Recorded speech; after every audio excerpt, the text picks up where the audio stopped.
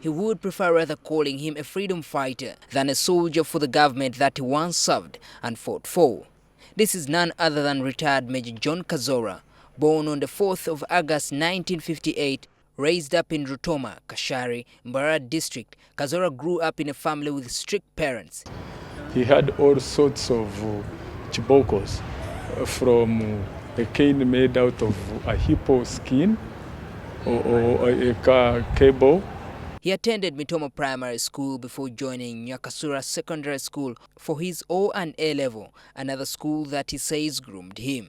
And mark you, it is called Nyakasura School. If you want to offend an alumni of Nyakasura, call Nyakasura Secondary School. It's a crime. At Nyakasura, he attended school with some of the top government officials and those in the army. There was David Tinyefuza. There was Kajara. There was Commander Bataringaya. After secondary school, he joined Makerere University where he pursued a bachelor's degree in political science. While there, he was voted the chair of Nkrumah Hall. My predecessor was Stephen Karangizi, who was a Mnyankore also. Yeah. And then students were saying, but how can two Banyankore successful leaders? You are laughing, but it's terrible. At that level, for people to start looking at ethnicity, at tribe, at region, at the university.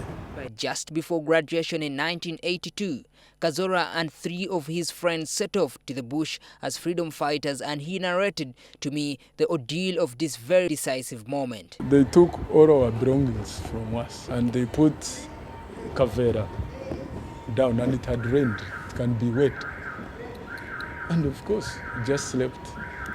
Like any parent, Major Kazoora's mother received the news of his son's intention of joining a guerrilla warfare as shocking and disturbing.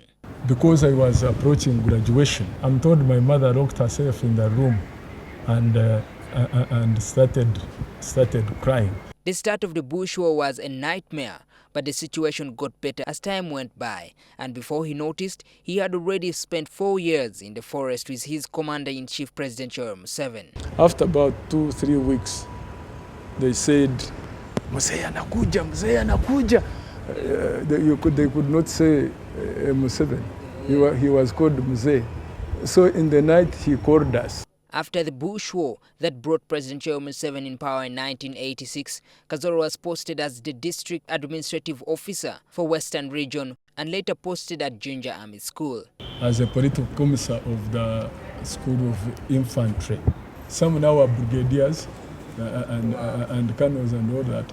And when we meet, they jack as if they want to salute me, because at that time I was already a major. One would think that after fighting, he was a happy man. I asked him one thing he regrets in his life. The tag of a military rank on my name, it's one I will forever regret, because when we went to the bush, I went as a freedom fighter, not as a soldier. This didn't stop at that. He was further barred from joining active politics, something that angered him so much. But after succeeding and becoming a member of parliament for Kashari, he finally fell out with President Yoweri Museveni and thus joined the opposition. So they called the leadership of Kashari in Turwa to organize against me without telling me. I get crushed at the meeting. Yeah. When Kamjira saw me, he was shocked. He almost got a heart attack. And even Museveni equally was embarrassed. He said, I'm a puppy. That General Muntu and Kazoora puppies. What can they do to me? I call them here in Rwachtora. I give them tea. When they go, they oppose me in parliament. Then I told him that the tea we are taking is not his tea. It is government money, and as a member of parliament, I appropriate money for president's visitor. To that effect, he crossed to the Forum for Democratic Change, FDC, led by his co-bush fighter, retired Colonel Dr. Kizza Besigye, who also fell out with President Yoweri Museveni. As bitterness and anger mounted, Kazoora decided to write history in his book titled Betrayed by My Leader. I tried to launch it. Most of these hotels were scared that I could not talk about my life when I had money to pay for the hotel. So that's how I eventually ended up to Kampala Club, where I have been a member for the last 26 years. What happened on that day? Soldiers came in army uniform and guns and wanted to storm the club, but they were restricted.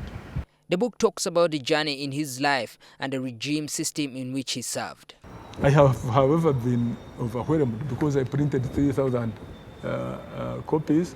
As we talk now, after 2 days of the launch, I'm remaining with about 20-something copies. This picture shows him during his first marriage to Grace Kameraho, who unfortunately passed on. He then got married for the second time and now having 4 children. With the role model in his life as his own mother, he explains how he likes to be remembered. I would like to be remembered as a simple man who made a moderate contribution to his country and mankind, and later was disappointed by my leader. Maurice Ochol, NTV.